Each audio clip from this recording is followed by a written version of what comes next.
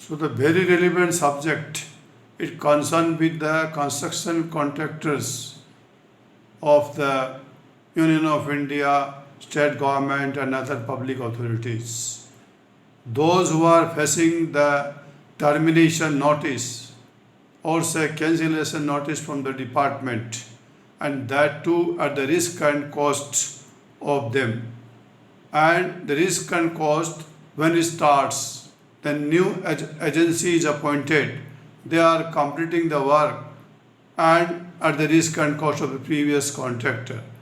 Whenever these types of situation comes, the position of previous contractor is very critical, and no doubt the department is compelled to issue the termination notice when, despite having given sufficient opportunities to the previous contractor, with or without penalty, an extension of time with or without penalty, but despite that, when contractor cannot complete, department has got no alternative but to cancel the contract. Cancellation is not a factor. Factor is sometimes what happen. This engineer's concern, that is superintending, who has been given or say empowered, they are terminating the contract on the observation that their decision is final, binding and not arbitrable. And there is no option but to either accept whatever the risk and cost factor is, or to challenge the said decision before the Honorable High Court for appointment of arbitrator. Because by giving that observation, the concerned engineer says matter is not arbitrable because their decision is final and binding. So the way of challenging the decision before the arbitrator is closed as per the decision, and either to go to Honorable High Court for appointment of arbitrator, or to challenge the decision of concerned engineer before the civil court, or to accept the risk and cost.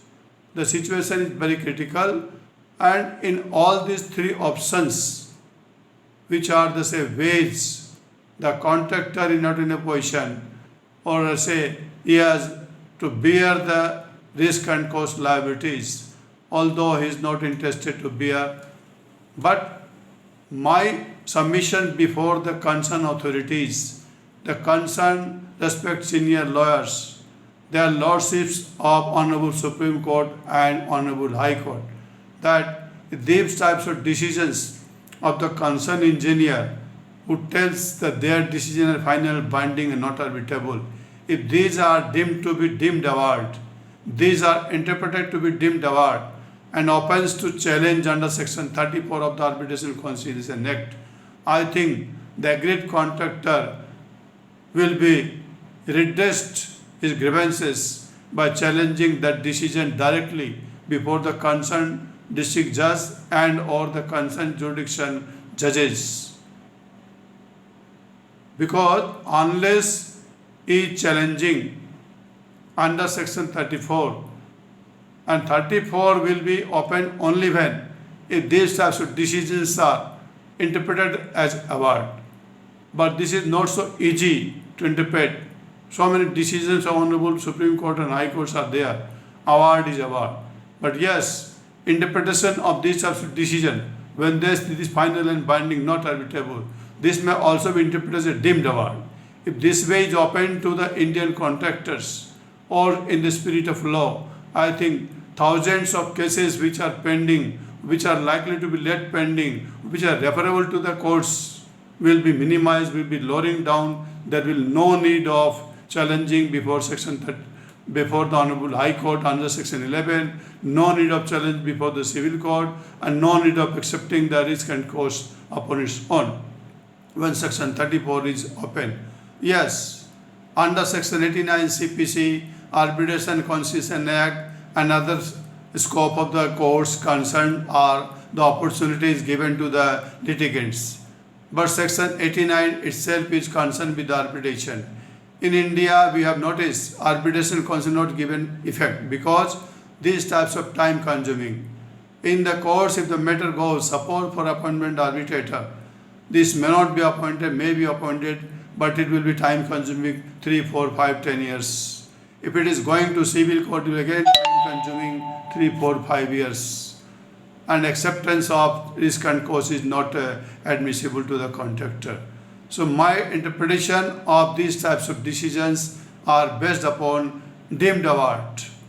If their lordship of different high courts and supreme courts, if kindly please to listen my interpretation and matters are referred to them, like these types of, my humble submission will be, if these types of decisions are interpreted as a deemed award, I think in India, ways of justice will be opened very shortcutly.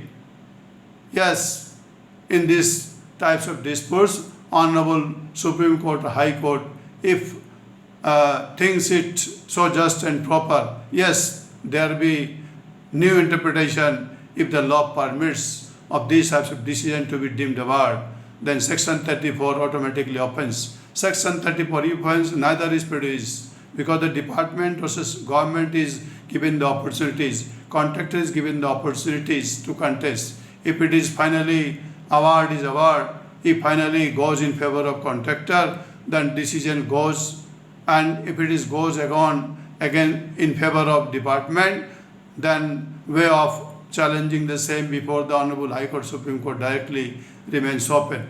Neither of the parties are being prejudiced. Rather, it is beneficial to the Indian judicial system where minimization of thousands of cases by interpretation, because their decision, if it is final, why not this will be deemed award? Why the ways of challenging this to this court, that court, and time consuming for 10 or 15 years? Why not to cut short the matter?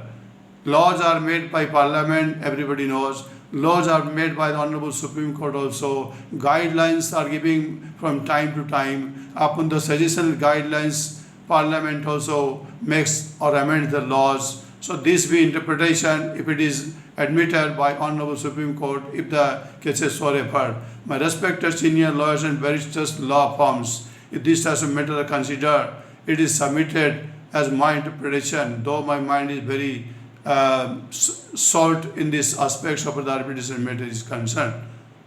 So my prayer before their lordships and the concerned senior lawyers is, if these types of disputes come, this may be interpreted as deemed award, where neither of the parties is sub judice or super judice, and each and every person is being benefited, the contractor, the concerned judicial system, and our legal system also.